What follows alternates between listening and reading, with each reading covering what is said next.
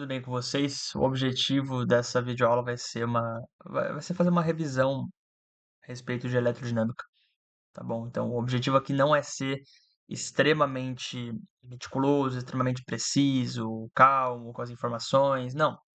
Tentar pegar toda a matéria num espaço de tempo relativamente curto, tá bom? Então vai ser uma aula densa, né, com muita coisa em pouco tempo. Então, eletrodinâmica, uma das matérias que mais cai no Enem, de física é a que mais cai, é a mais importante. E para mim é imprescindível começar já colocando um circuito, tá bom? Um circuito padrão, um circuito simples, tá? Do jeito como tenderia a cair na prova, tá bom? Então eu acho que isso aqui é o mais importante, né? De se ter o domínio de como funciona um circuito simples. Isso aqui é a base de toda a eletrodinâmica, né? Então existem três elementos fundamentais de um circuito simples. O primeiro é a voltagem, que está sendo representada aqui por esses dois tracinhos, tá bom? Esse primeiro tracinho representa o maior potencial e esse segundo tracinho representa o menor potencial. Logo, a gente configura que a voltagem, representada pela letra V, e em algumas literaturas representada com a letra U, também pode ser estabelecida como a DDP, ou seja, a diferença de potencial, porque nós temos um potencial maior e um potencial menor. Essa diferença potencial é o que permite a saída dos elétrons que estão ao redor do fio e eles vão fazer uma saída ordenada do polo negativo em direção ao polo positivo. E esse é o sentido real dos elétrons que correm ao longo do fio e a gente chama isso justamente de corrente elétrica, tá? Então a corrente elétrica é quando ela se estrutura quando nós temos uma aplicação de uma DDP em que a corrente se estrutura do polo negativo em direção ao polo positivo. A gente sabe que é assim realmente por conta dos domínios da eletrostática, né? Então, se você tem a noção de eletrostática, você consegue lembrar claramente, né, que cargas opostas se atraem, enquanto cargas de mesmo sinal elas se repelem, né? Então, por exemplo, se eu tivesse aqui dois negativos ou dois positivos, nós teremos aqui uma força de repulsão, enquanto em sinais iguais, não, perdão, em sinais opostos nós temos a força de atração, a força atrativa, tá bom? Então os elétrons saem do polo negativo buscando o seu par positivo no outro polo. Mas esse é o sentido real da corrente, né? O sentido real da corrente é o sentido que realmente acontece na vida real, que é justamente esse, né? De ir do negativo até o positivo. Mas existe também o sentido convencional da corrente. E o sentido convencional não é o que de fato acontece. O sentido convencional é o contrário, ele é do positivo para o negativo, porque era assim que eles pensavam que acontecia, né? E quem, no caso, né? Os grandes físicos, antes deles realmente terem o domínio específico da carga elétrica, num circuito, eles simplesmente convencionaram que era do positivo para o negativo, mas não é de fato. A gente sabe hoje que é do negativo até o positivo, né? Mas eles pensavam que era de forma alternada, tá? Então, nas questões, trabalha-se com a corrente convencional, tá? Então, sempre que tiver alguma questão do Enem, você vai ter que trabalhar indo do positivo até o negativo e não o contrário. A menos que a questão fale especificamente, use o sentido real. Se ela não falar, é para você considerar o convencional, perfeito? Então, a gente já estruturou o primeiro elemento, que é a voltagem, e o segundo é justamente a corrente elétrica, que é representada com a simbologia da letra I, tá bom? A letra I configura ali a simbologia da corrente elétrica. O que é corrente elétrica? É um fluxo ordenado de elétrons que percorre a seção transversal do fio, né? No caso, o fio, a gente sabe que o fio tem uma estrutura cilíndrica, né? Isso aqui seria o fio, né, sendo visto de uma forma mais detalhista, né? E a seção transversal é justamente toda essa área aqui por dentro, né? Em que as correntes, em que a corrente, né, em que os elétrons que fazem essa corrente, que estruturam essa corrente, vão passar, beleza? Então, nós já matamos aqui o V, matamos o I, né? A V é a DDP, a diferença de potencial, que permite essa corrida, e quem corre de fato são os elétrons da corrente elétrica, que a gente chama de I. Nós temos também o terceiro e último elemento, que é a resistência, tá? A resistência, ela é um elemento cuja função é retardar a velocidade da corrente elétrica, beleza? Não no sentido de, que realmente irá reduzir a velocidade da corrente elétrica em módulo, mas vai tentar dificultar a passagem dela, aqui, porque vai tornar o caminho mais complexo de ser passado, perfeito? Simples assim. Então, a corrente elétrica está passando aqui por um fio que a gente considera normalmente nas questões, né, quase sempre de resistência desprezível. Ou seja, a gente considera que o fluxo da corrente elétrica, ele é padronizado, tá bom, ao longo de todo o fio. Ele é fluido, não vai ter nenhum tipo de força tentando repelir essa carga, tentando atrapalhar o fluxo dessa carga. Mas a resistência, ela tem, obviamente, né, uma resistência que não pode ser considerada como desprezível. Quando a gente fala que o fio tem resistência desprezível, a gente significa que a gente pode dizer simplesmente que ele não tem essa resistência, a gente pode falar que ele tem resistência nula, e a resistência em si está no objeto, né, que está sendo percorrido por essa corrente, né? Então pode ser, por exemplo, uma lâmpada, pode ser a tua televisão, pode ser o liquidificador, pode ser qualquer coisa que na presença de corrente elétrica realize algum tipo de trabalho, né? Então qual que é o trabalho da lâmpada? É iluminar. Se fosse um liquidificador, seria liquefazer. Se fosse um ventilador, seria ventilar a partir de processos que transforma essa energia elétrica em outros tipos de energia. No caso da energia aqui numa lâmpada, seria o processo de conversão da energia elétrica em energia luminosa, por exemplo, né. A gente sabe também que tem energia térmica que acontece por conta do efeito Joule, né, então por mais que a função da lâmpada em si seja iluminação, ela também sofre um aquecimento por conta do efeito Joule. O que que é o efeito Joule? Qualquer coisa, por mais que haja ali a necessidade de uma energia específica, então, por exemplo, a lâmpada tem energia luminosa como o seu fito principal, né, a sua finalidade principal. Um liquidificador tem como função principal fazer ali a liquefação dos alimentos a partir de um processo que pega essa energia elétrica e transforma em energia cinética rotacional, né. A gente sabe que a energia cinética pode ser, calculada com mv ao quadrado sobre 2, né. Se a gente pega a massa do objeto em questão, multiplica pelo quadrado da velocidade, divide por 2, nós obtemos a energia cinética daquele, elemento, daquele objeto específico. O ventilador também busca pegar essa energia elétrica para fazer para converter essa energia elétrica em energia cinética rotacional, obviamente não com o intuito de cortar ou liquefazer alimentos, mas com o objetivo de fazer o ar circular, de gerar uma corrente de vento naquele ambiente. Mas em todos esses casos, por mais que haja ali a necessidade de converter energia elétrica em outro tipo de energia, sem querer querendo, nós vamos ter ali o efeito Joule acontecendo. Ou seja, vai ter alguma dissipação térmica, tá bom? Haverá alguma dissipação térmica e é por conta do efeito Joule que nós temos o que a gente chama de queda de tensão. O que que é a queda de tensão? Tensão é a própria DDP. Falar queda de tensão significa que o valor absoluto da voltagem cai ao passar pela resistência, tá bom? E isso é por conta do efeito Joule. Existe uma fórmula dentro da eletrostática que é a energia potencial elétrica podendo ser calculada pela voltagem vezes o valor da carga elétrica. A gente sabe que a carga elétrica é constante, porque é a carga elétrica que passa nos variados coulombs, né? A gente sabe que a unidade de carga elétrica na eletrostática é o coulomb, e a corrente elétrica a gente pode calcular ela no SI, né, no sistema internacional, a unidade de corrente elétrica é coulombs por segundo, né, ou seja, o quanto de carga está passando no fio a cada unidade de tempo, a cada segundo no sistema internacional de unidades. Perfeito? A carga sendo constante vai nos dizer o seguinte, que quanto menor for a nossa voltagem, menor vai ser a energia potencial elétrica. Ou seja, haverá uma maior atribuição de energia, não a potencial elétrica, mas a geração de energia térmica que é promovida pelo efeito Joule. Isso se dá por conta da queda de tensão.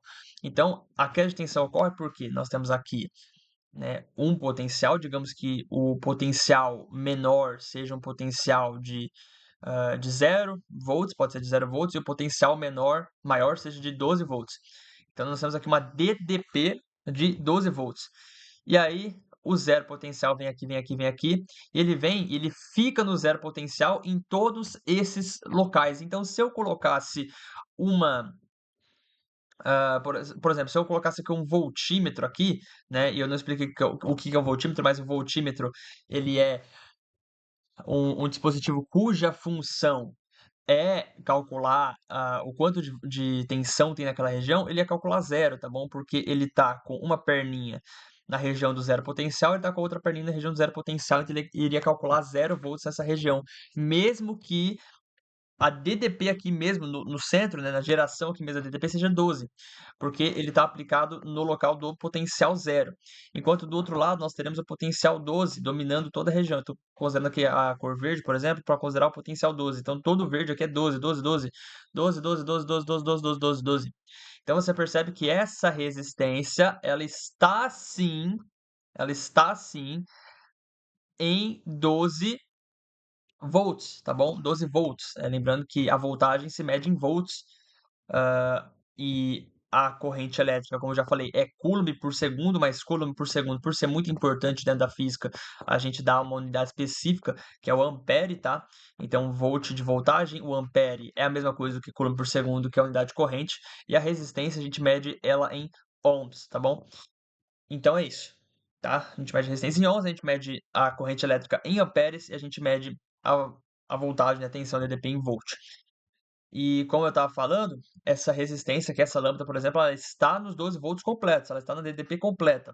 Se eu ligasse, por exemplo, hã, é que não vai dar certo nesse caso, né? Eu teria que fazer outro, mas eu vou fazer já logo logo uma associação de resistores, tá bom? Então isso aqui é só um circuito simples. O que que é um circuito simples? Circuito simples só tem um resistor. No caso, o único resistor aqui é a própria lâmpada, tá? Mas, como eu estava dizendo, se eu botar um voltímetro aqui, ele vai medir o quê? Ele vai medir 12, tá? Ele vai me não, perdão, ele vai medir zero. Ele vai medir zero porque ele está na faixa do zero. Se eu colocar aqui, ele vai medir 12? Sim ou não? Não, ele vai medir zero também, porque ele não está com diferença de potencial. O que ele vai medir aqui, ele vai medir a diferença de potencial. Qual que é a diferença de 12 para 12? A diferença de 12 para 12 é nenhuma, é zero. Beleza? É zero. Então, o voltímetro precisa ser colocado aqui, entre, né, com a perninha no 0 e a perninha no 12, para que ele possa realmente medir a voltagem da forma qualitativa e dizer que aqui realmente nós temos 12 volts, tá? Então, a relação entre todos esses elementos do circuito simples pode ser basicamente relacionada pela fórmula V igual a RI, tá bom? Então, V igual a RI, ou seja, a voltagem do circuito é igual à resistência vezes a corrente elétrica que passa, beleza? Então, se eu quisesse calcular qual é a resistência dessa lâmpada, sabendo que eu tenho a voltagem, que é de 12, né? Na verdade, eu tenho a diferença de potencial, que é de 12, né? E digamos que esteja passando ali 2 amperes, ou seja, a cada segundo passam 2 coulombs, passa 2 coulombs de carga elétrica realmente rodeando o circuito. Então eu fico com 12 é igual a 2 vezes a resistência. Passando 2 para o outro lado, eu fico que a resistência é 12 dividido por 2, eu fico que a resistência dessa lâmpada vale 6 ohms, beleza? Então essa aqui é a primeira fórmula realmente muito importante da eletrodinâmica. Outra fórmula que é extremamente importante são as fórmulas associadas à potência. Mas o que que é a potência, né? A potência, em linhas gerais, é energia pelo tempo, tá? É quanto de energia que você está gastando ali pelo tempo. Como é que isso se associa na eletrodinâmica? A potência de um equipamento pode ser calculada pela voltagem associada àquele elemento, aquele objeto, aquela resistência, né? Vezes a corrente que nele passa. Então, se eu estou com uma DDP constante, quanto mais corrente eu coloco naquele objeto, mais potência ele vai ter. E ter mais potência significa o quê? Que aquilo que ele está designado a fazer, ele vai fazer melhor. Então, se eu boto mais potência numa lâmpada, ela vai brilhar mais. Se eu boto mais potência no ventilador, ele vai rodar mais, vai ventilar mais. Se eu boto mais potência no liquidificador, ele vai liquefazer mais. Beleza? Então, mais potência significa que aquele papel a qual aquele objeto específico se designou, ele vai fazer esse papel de forma melhor e com menos gasto de energia, tá? Então, com menos dissipações térmicas, por exemplo, etc. Então, essa é a primeira fórmula. Mas P igual a VI. Mas o V a gente sabe que o próprio V ele já é o RI. Então, eu consigo extrair a partir disso a segunda fórmula da potência, porque eu posso fazer essa manipulação. Eu posso considerar também que a potência ela é o V, que é RI, o VRI, vezes o próprio I, que já estava aqui do lado. Então fica P igual R vezes I vezes I. Mas para não ficar feio, a gente coloca o I ao quadrado, porque I vezes I é I ao quadrado, e a gente tem aqui a segunda fórmula da potência. A terceira fórmula da potência também é uma manipulação. A gente pode considerar o seguinte: o V é RI, mas o I, ele é o V sobre R, concorda? Porque se V é igual a RI, o R pode vir aqui e passar dividindo. Então, o I é isso. Então, eu posso considerar que o I é a voltagem dividida pela resistência. Mas se P igual a VI, e eu tenho aqui o V, eu multiplico por I, mas o I também é isso aqui. Então eu posso considerar que o I é V dividido por R. Mas eu não vou falar que a potência é V vezes V sobre R. Eu falo que é V ao quadrado, porque eu tenho duas vezes, tenho duas voltagens, dividido pela resistência. Então eu tenho essas três opções de como calcular a potência, tá bom? E as variações vêm justamente da fórmula V igual a RI, que é a fórmula clássica, tá bom? Então essas são as variadas formas de eu calcular a potência de um equipamento que esteja presente no circuito. Digamos que eu quero saber a potência dessa lâmpada. Eu sei que ela tem 11 de resistência, eu sei que ela tem 12 volts, eu sei que passam nela 2 amperes. O que eu posso fazer aqui? Né? Eu posso calcular de todas as formas. Então, tem 12 volts, né? E tem que dar a mesma resposta em todos os casos. E passam 2 amperes de corrente. Então, essa lâmpada tem 24 o quê? Watts, tá? 24 watts. Por quê? Por que que é watts, né? Porque a potência ela é volt por ampere, né? Confundi aqui. V vezes I. É a voltagem vezes a corrente elétrica. E a corrente elétrica se mede em amperes, tá? Então, o volt se expressa com a letra V ou também classicamente com a letra U, tá? E ampere nada mais é do que coulomb por segundo. Mas o que é o volt por si só? O volt é joule por coulomb. Por que que o volt é joule por coulomb? Porque o que que é joule? Joule, na física, é medida de energia, tá? É medida de energia. E coulomb é carga elétrica. Então, se eu estou falando para você que volt é joule por coulomb, eu estou querendo dizer que quanto de energia que eu boto para cada coulomb que está rodando no sistema, tá bom? Então, se eu estou aqui com certos coulombs, quanto mais voltagem, mais eu estou empurrando aquela quantidade de carga elétrica. Ou seja, por isso que quanto mais voltagem numa mesma resistência, mais corrente eu tenho, porque a voltagem ela empurra mais corrente, ela consegue trazer mais corrente para o sistema. Então, eu posso dizer o seguinte, que voltagem é joule por coulomb, tá? Então, eu cortando coulomb com coulomb, eu fico com a potência é joule por segundo. Isso faz todo sentido com a primeira fórmula que eu trouxe. Se potência é joule por segundo e também potência é energia pelo tempo, joule é medida de energia e tempo, né, o segundo é medida de tempo. E joule por segundo tem nome na física, de tão importante que é. O nome é watt. Então, por isso que a gente fala que P igual a VI é watt, potência é watt, não importa o caso, tá? Se a gente for fazer o cálculo que eu fiz ali em cima, com as outras fórmulas, tem que dar a mesma, porque todas elas significam a mesma coisa, né? Só são leituras diferentes da mesma fórmula. Então, aqui, né, a resistência da lâmpada, a gente calculou, né? Calculou que era 6 vezes a corrente ao quadrado, 2 ao quadrado. 6 vezes 2 ao quadrado, que é 6 vezes 4, vai dar 24, que é justamente o que a gente tinha calculado aqui em cima. E se eu for fazer aqui, né, vou fazer de cabeça, a voltagem é de 12, então, né, 12 ao quadrado é 144, né, vou escrever só para ficar claro, né, o que eu vou fazer, é 12 vezes 12, e dividido por 6, que é a resistência. Corta 6 com 12, vai ficar 12 vezes 2, que dá 24 watts, da mesma forma, tá bom? Então, isso aqui é o primeiro raciocínio. E eu falei do voltímetro, né? O voltímetro mede a voltagem do sistema, né? Aqui ele está medindo 0 volts, porque ele está com uma perna no zero, outra perna no zero, então ele não vai medir nenhuma diferença de potencial. Mesma coisa, se você colocasse ele aqui do outro lado, ele ia estar com uma perna no 12 e a outra perna no 12, ele também ficaria sem ali, né? A consideração. E ele tem que ser ligado em paralelo. Por que que ele tem que ser ligado em paralelo, né? Então eu vou até reiniciar aqui, né? Eu vou fazer aqui um novo PDF, fazer um novo circuito, tá? Então eu vou desenhar aqui um novo circuito.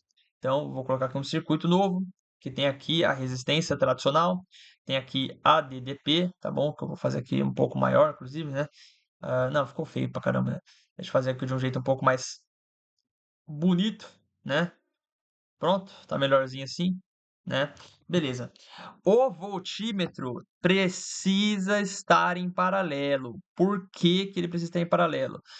Porque, né, digamos que aqui, ó, vou colocar com a cor vermelha. Eu estou com a corrente elétrica passando. Se não tivesse resistência aqui, Não, perdão, né? Vou explicar dois casos.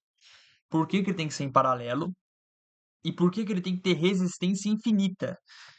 O voltímetro, ele tem duas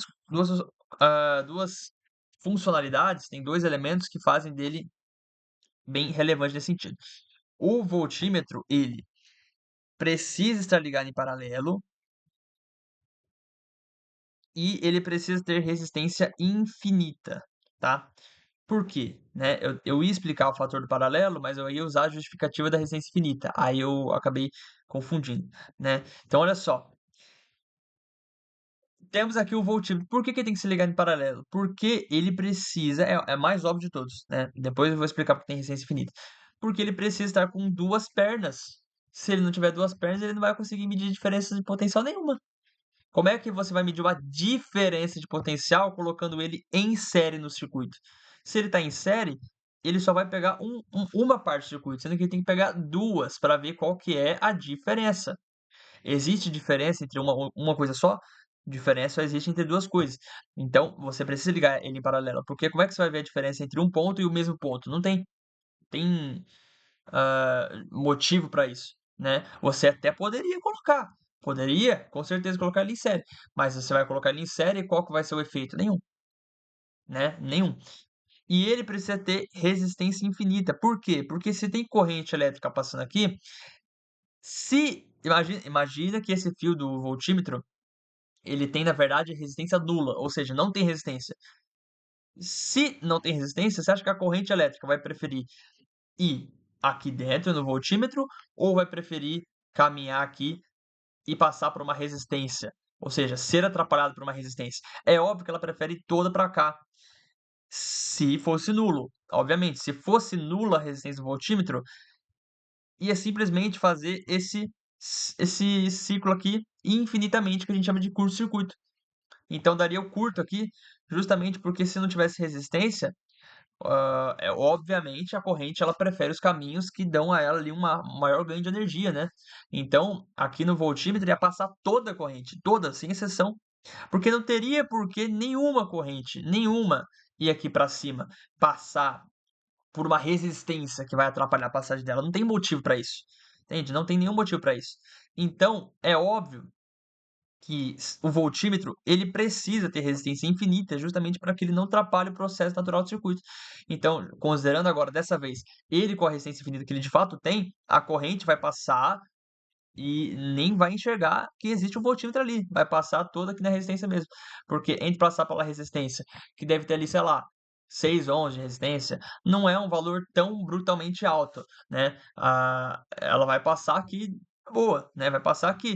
Vai passar alguma coisa aqui? Não, porque essa resistência, ela é de infinitos ohms, né? Obviamente não existe voltímetro ideal no mundo, né? Porque o voltímetro ideal é perfeito e não existe coisas perfeitas no mundo, né? A gente sabe que qualquer material vai ter ali algum tipo de perda energética, algum tipo de dissipação, que vai fazer com que ele tenha ali uma certa brecha, mas assim, a resistência ainda assim vai ser muito alta e vai ser tão alta a ponto de que realmente vai acabar dando o mesmo efeito, tá bom? Então vai acabar que a resistência vai ser tão distinta da resistência do próprio objeto que está aqui, né, que está aqui justamente para ser percorrido, que não vai passar nada aqui. Então não vai existir casos como esse de ter corrente passando pelo voltímetro, nada disso, tá bom? Então ele precisa ter uma resistência infinita no universo das questões dos vestibulares, obviamente, né, o voltímetro ele não tem uma resistência infinita na vida real, nada tem, né? Assim como você não consegue ter resistência infinita, você também não consegue ter resistência nula, né? Então a gente fala que a resistência dos fios nas questões, né, é o fio ideal, ou seja, é uma resistência desprezível, uma resistência nula, mas os fios na vida real têm sim uma resistência, embora muito baixa, tá? Mas tem. Então tem que considerar isso também. Beleza? Então o voltímetro precisa ser ligado em paralelo e precisa estar com resistência infinita. Agora, o amperímetro é o contrário, tá? O amperímetro, ele mede a corrente elétrica que está passando pelo circuito. E o amperímetro, ele precisa estar em série e precisa também ter resistência nula. Por quê? Porque ele quer medir a corrente, então ele quer que toda corrente passe por ele mesmo, ele quer que toda corrente passe por ele. E por que que tem que ser em série? Ué, porque se for em paralelo, como ele tem resistência nula, digamos que eu bote aqui um amperímetro. Então aqui tem um amperímetro. Aí eu estou vindo aqui com a corrente elétrica, estou vindo aqui com a corrente elétrica, ela está passando, passa, até passa aqui pelo resistor, né? É que nesse caso aqui não vai fazer muita diferença, né? Se eu colocar o amperímetro aqui, né? Inclusive vai dar no mesmo, né? Vai dar no mesmo. Mas, por exemplo, deixa eu ver um lugar melhor para eu colocar o amperímetro, né, porque nesse lugar aqui, realmente não vai fazer diferença, tá. Mas por que que é melhor colocar em série, né, porque se eu fosse colocar, eu vou ter que redesenhar esse circuito, né, para que o meu exemplo ele fique realmente, didático, né. Então eu vou desenhar o circuito aqui, novamente, para ficar uma coisa mais clara, tá. Então vou colocar aqui uma DDP, deixa eu apagar essa partezinha aqui que ficou bem esdrúxula, né. Ó, plá, plá, plá, plá, plá, plá, plá, plá, plá, plá, plá, perfeito, né, pronto. E aí eu vou colocar um amperímetro em paralelo no seguinte local, né, vou colocar o amperímetro em paralelo aqui, ó, perfeito, ó, perfeito. Vou colocar o amperímetro em paralelo aqui, tá, em paralelo aqui. Aí a corrente vem passando, né, a corrente elétrica, que são os coulombs por segundo, os amperes estão chegando, passa aqui, e aí ela entra numa bifurcação. O que que é uma bifurcação? Tem 2 caminhos, ou ela vem aqui em cima ou ela percorre esse caminho, então ela tem uma escolha a fazer. Ela pode seguir tanto o caminho da resistência, quanto pode seguir o caminho do perímetro. E o amperímetro tem resistência nula.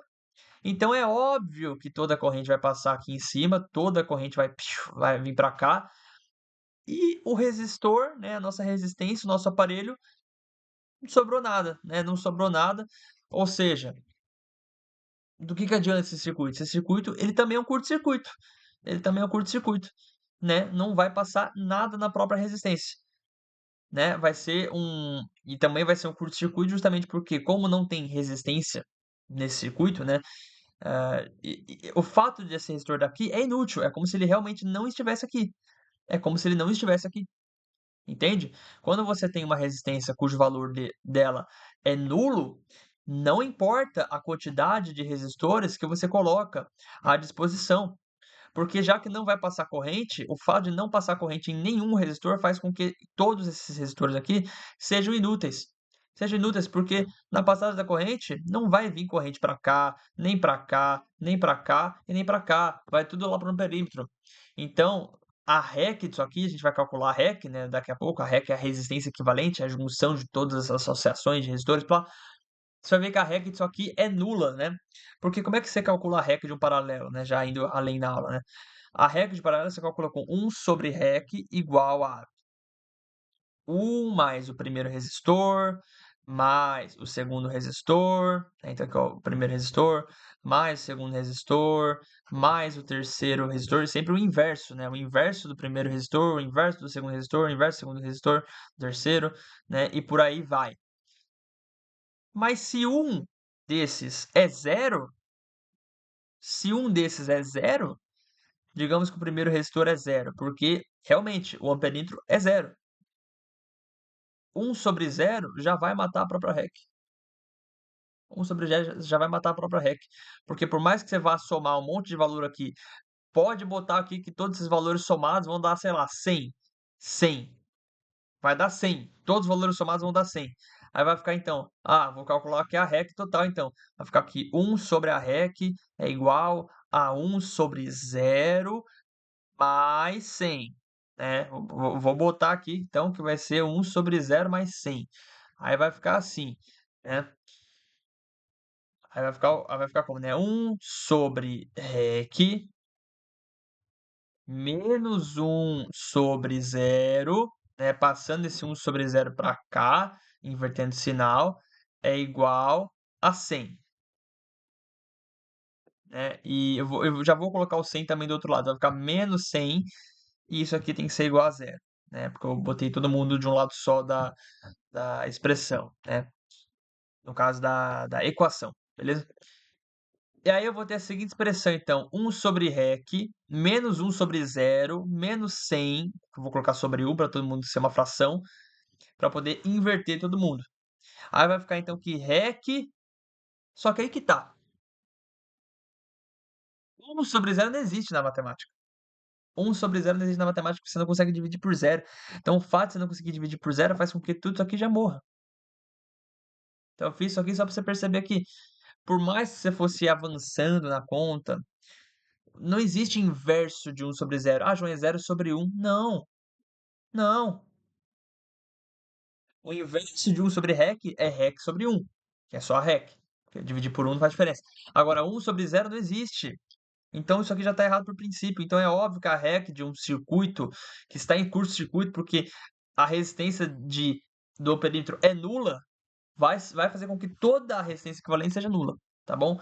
Então, já tratando do fator aqui da resistência equivalente, como é que você calcula a resistência equivalente de um circuito, né? Eu já expliquei como calcula de um circuito em paralelo, né? Então, se você tem aqui resistores que estão em paralelo, você tem aqui resistores que estão em paralelo, então tem aqui um resistor aqui e está em paralelo com esse resistor aqui, né? E aí você quer calcular qual que é a REC desse sistema. E aí eu falo para você o seguinte, o valor desse aparelho aqui é de 3 ohms. E o valor desse aqui é de 4 ohms. Como é que você calcula a resistência equivalente? Você faz a média aritmética, né? Claro que não, né? Não faça a média aritmética nunca, né? Mas a resistência vai ser equivalente, vai ser um valor menor, maior ou igual a 3 ou 4? Vai ser menor do que os dois. Vai ser menor tanto do que 3 quanto do que 4. Por quê? Ah, João, mas você não botou duas resistências? É, mas nesse caso você tem mais opção para corrente. A corrente pode se deslocar para cá e a corrente também pode se deslocar para cá. Ou seja, quando você coloca muitos resistores em paralelo, por mais que sejam resistores brutais, resistores de 1000 ohms, 2000 ohms, quanto mais você vai botando em paralelo, menor vai ficando a resistência equivalente do circuito, porque você vai tendo mais opções, né? A corrente vai tendo mais liberdade para ela poder escolher onde ela quer ir, tá bom? Então, já que você está deixando a corrente ter mais liberdade para onde ela quer ir, né? Ela pode ir para cá um pouquinho, ela pode vir para cá um pouquinho. Isso faz com que a resistência diminua. Mas como é que você calcula, né? Você vai ver que vai sair um valor menor do que 3 e 4. A REC se calcula fazendo a soma e produto desses dois resistores, mas isso só é válido para quando tem dois resistores. Depois você vai ver quando tiver 3 ou mais. Então eu faço aqui 3 vezes 4, né? Faço o produto da soma, né? Produto pela soma. Então 3 vezes 4 dividido por 3 mais 4. 3 vezes 4 é 12. 3 mais 4 é 7. 12 dividido por 7, cara, eu não sei, tá? Mas vai ser um valor ali aproximadamente de 1 ponto alguma coisa, 1,8 talvez, né? Então, fazendo aqui a conta, vai ficar aqui 1, aí vai ficar 7, aí vai ficar 12 menos 7, que dá 5. Aí a gente bota a vírgula, vai ficar 50. 7 vezes 7 dá 49, sobra 1, fica 10. Dá 1,71 ohms. Então, essa é a resistência equivalente. Você ter dois resistores, os dois em paralelo, um de 3 e um de 4, é como se fosse apenas um. Isso aqui é o equivalente de como se fosse um circuito com apenas um resistor, e esse resistor seria um resistor de aproximadamente 1,7 ohms. Beleza? Agora, se eu tivesse mais um, se eu tivesse que calcular um aqui com calma aí que eu não fechei o circuito. Se eu tivesse um aqui com 6 ohms, aí tivesse aqui 3, 4 e 6, como é que eu faria? Faria produto da soma? Faria 3 vezes 4 vezes 6 dividido por 3 mais 4 mais 6? Não.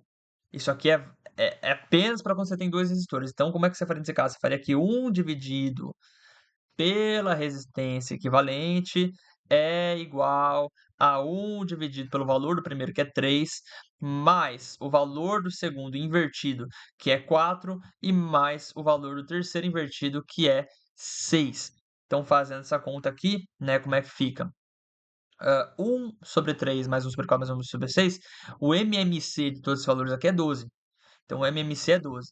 Se o MMC é 12, eu faço a conta clássica aqui das frações. Então, 3 vezes 4. 3 vezes quanto para dar 12? 4. Então, 1 vezes 4, 4. 4 vezes 3, 12. 1 vezes 3, 3.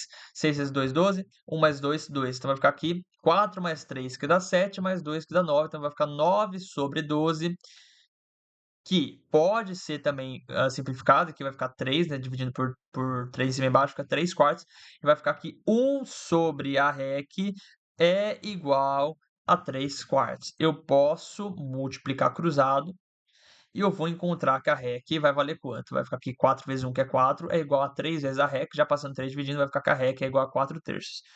Ou seja, a resistência equivalente desse novo circuito é 4 terços. E 4 terços vale aproximadamente 1,3, né? A dízima periódica repete 1,3 para sempre, né? 3 por 3, 1.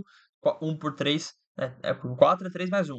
3 por 3, 1. 1 por 3, 0,3333, vai dar 1,33333333, dízima periódica, repete para sempre, ohms. E você sabe que 1,33 é um valor menor que 1,7, que era o valor quando tinha só 3 e 4. Aí você botou um de 6, o senso comum é pensar que iria aumentar a resistência, mas na verdade diminuiu mais ainda. Se você botasse mais um aqui de 100 ohms, por exemplo, ia diminuir mais ainda, seria menor que 1,3 com certeza, tá bom? Então, é assim que se calcula a REC de resistores em paralelo. E agora, também existe a REC de resistores em série, que é muito simples, porque o resistor em série, ele está no mesmo fio. Se ele está no mesmo fio, é só você somar, tá bom? É só você somar as resistências. Se aqui tem 4, aqui vale 4, aqui vale 3, e aqui vale 2, 4 mais 4, 8, mais 3, 11, mais 2, 13. Tá bom? Né? Só ver se eu não fiz merda aqui. 4 mais 4, 8. 2 mais 3, 5. É 13, né? Então, 13 ohms é a resistência equivalente desse circuito, porque está todo mundo em série. Agora, se fosse uma associação mista, tanto com série em paralelo. Então, por exemplo, eu tenho aqui um resistor, tenho aqui um outro resistor, só que aí eu tenho aqui, ao invés de ter uma continuação clássica do circuito, sendo um circuito em série, 100% em série, eu vou ter um paralelo que vai estar sendo designado aqui, né? Então, calma aí que a bateria está acabando, né? A bateria está acabando, vou ter que mudar de lugar, tá? Só um momentinho aqui, que eu tô percebendo aqui que está com um pouco de bateria. Pronto, voltei aqui. Então, aqui está em série, dois resistores, aqui nós temos o paralelo. Então, digamos que esse aqui tenha 3 ohms, né, por exemplo. Esse aqui vai ter 6 ohms, né? Deixa eu pensar em um valor que poderia sair bonito aqui, né? Aqui ficaria 9, né? Deixa eu pensar. Ahn, pode ser assim. E aqui nós vamos ter um resistor de 5 ohms, e aqui nós vamos ter um resistor de 5 ohms também. Qual que é a resistência equivalente desse circuito? O que que eu posso fazer? Eu posso primeiro fazer o paralelo disso aqui, que eu posso fazer só o produto pela soma, né? Fazendo o paralelo disso aqui, é como se eu tivesse um novo resistor que estaria em série com esses daqui. Porque não sei se você percebe, né? Vamos analisar aqui como que a corrente se comporta nesse circuito. Sai aqui do polo positivo, no sentido convencional, passa aqui e vai passando, ou seja, toda a corrente passa pelo circuito de 3, pelo resistor de 3 ohms, toda a corrente passa pelo resistor de 6 ohms, vai passando aqui, e aqui nós vamos ter um paralelo, tá bom? E nesse caso, nós teremos uma divisão da corrente e de forma igualitária, inclusive. Por que de forma igualitária? Porque como a resistência aqui é o mesmo valor do que está aqui, não tem diferença se a corrente quiser subir ou descer, tá bom? Ela vai ter aqui a mesma corrente nos dois casos. Então, se a corrente total é I, a corrente que se designa aqui para o primeiro resistor que está em paralelo, de 5 ohms, é I sobre 2. Então, o que sobra para o outro resistor também é I sobre 2, tá bom? Porque eles têm resistências equivalentes. Já que eles têm resistências equivalentes, para a corrente tanto faz escolher uma ou outra, tá bom? Então, tudo aqui vai se reunir e vamos passando aqui e a corrente vai chegando até o outro polo, chegando aqui no polo negativo. Beleza? Mas como é que se calcula, então, a REC, né? Eu falei que primeiro faz o paralelo, e o paralelo a gente considera como se fosse mais um resistor em série no final das contas, a gente só soma com esses outros dois aqui. Por quê? Porque o que também designa se algo está em série ou não é se tem toda a corrente passando por eles. Então, por que que eu sei que o 3 está em série com o 6? Porque toda a corrente passa pelo 3 e toda a corrente passa pelo 6. Mas toda a corrente também passa pelo paralelo. Então, o paralelo dos dois resistores está em série com o resistor de 3 e o resistor de 6. Então, eu posso fazer o produto pela soma, fazendo 5 vezes 5, dividido por 5 mais 5, ou seja, vai ficar aqui 25 dividido por 10, que é 2,5, né? Ou seja, é como na prática, né? É como se eu tivesse aqui um único resistor de 2,5 ohms. Como se eu tivesse um único resistor de 2,5 ohms. E esse único resistor de 2,5 ohms, que vem aqui do equivalente dos paralelos somente, está em série com o de 6 e em série com o de 3. Então, eu posso simplesmente somar eles. 9 mais 2,5, 11,5. Ohms é a resistência equivalente desse circuito. Beleza? Agora, eu trabalhei sempre, né, questões aqui com o fio ideal. O que é o fio ideal? É o fio sem resistência. Mas existem casos que as questões podem considerar em que o fio ele tem uma resistência, tá? Que a gente chama da segunda lei de Ohm, tá? Então a segunda lei de Ohm é um caso em que o fio ele tem uma resistência própria, tá? O próprio fio ele tem uma resistência, a gente chama de segunda lei de Ohm. Como é que funciona? A resistência desse fio, ela é igual à resistividade do fio vezes o comprimento do fio e dividido pela área da bitola do fio. O que é a bitola, né? Vamos analisar as coisas aqui uma por uma, porque tudo vai fazer sentido. Primeiro, vou analisar o comprimento. Analisa o comprimento e considera que esses dois aqui, eles vão se manter. O que você acha que tem mais resistência? Um fio curto ou um fio longo? Obviamente, um fio longo vai ter mais resistência. Então, quanto mais comprimento, maior a resistência, são diretamente proporcionais. Agora, em relação à área, né? Digamos que eu vou manter o comprimento, vou considerar dois fios de comprimentos iguais e mesma resistividade. Mas um tem uma área circular, né? Uma área cilíndrica desse tamanho. E o outro tem uma área cilíndrica que é desse tamanho. O comprimento L de ambos é o mesmo, né? Se um tem comprimento L, o outro também tem comprimento L. Agora, qual desses, e ambos têm a mesma resistividade, que eu já vou explicar o que que é. Qual desses tem mais resistência? O que tem a menor área ou a maior área? É o que tem a menor área. Ou seja, quanto mais área você tem, menos resistência você tem. E quanto menos área você tem, mais resistência você tem. Porque se você tem uma área muito grande, você tem um espaço muito grande. Se você tem um espaço muito grande, não tem resistência. Resistência é aquilo que atrapalha o fluxo de corrente elétrica, tá bom? E a gente também pode dizer que nesse fio aqui nós vamos ter mais efeito Joule, porque o efeito Joule é maior quando você tem né, a dissipação de energia térmica, quando você tem um fio menor, porque as partículas se colidem mais, porque tem pouco espaço.